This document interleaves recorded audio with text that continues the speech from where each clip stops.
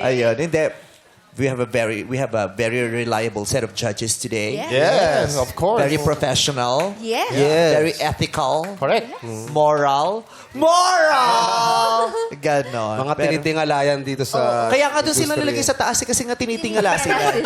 Oo. Paano mo sasabing tinitingala mo yung mga hurados kung hindi mo sila kinakausap? So, Sir Ogie, ano pong comment nyo sa number 3? Tsaka may mga pangalan niya mga yan. Yes. Yung mga Pero- titulo. Oo. Di ba? Si Sir Louie, the Maestro. The Maestro. Maestro. Ogie Alcacid. Chief of OPM. Yes. The Chief of OPM. Darren. Si Darren. The Pop Heartthrob. Bibito na! Oh! Diyos ko kahit nakaupo yan!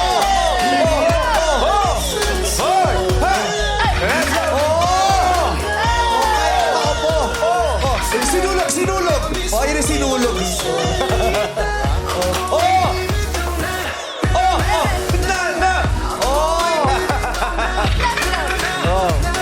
Grabe! Grabe, oh. Grabe. Sing and dance. Grabe. Grabe yung apat na lalaki, yung 5 lalaki sa likod. No? Ano sabi? Bakit? Sabi talaga kay Darren na. Napatigil. Napahanga. Oo, talaga in-idolize siya. Alam mo, pagkaaway si Darren ngayon tsaka nanay niya. Bakit? Nasapak ni Darren yung nanay niya kasi tumugtog yung kanta niya. Bigla. Pero isa naman, Ay, ano na ganyan? isa naman sabi naman sa'yo, Darren. Ano? Ano po? Ad libitum. Pop heart up siya. Si Eric Santos. Oh, si Eric. Pop Ballad Royalty. Oh.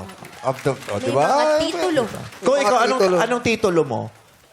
Ikaw dapat may alam ka sa titulo kasi ang kurso mo, di ba, Real estate. Science in Real Estate Management. Real estate, may titulo dapat. So, anong gusto mong titulo? Shining Star po.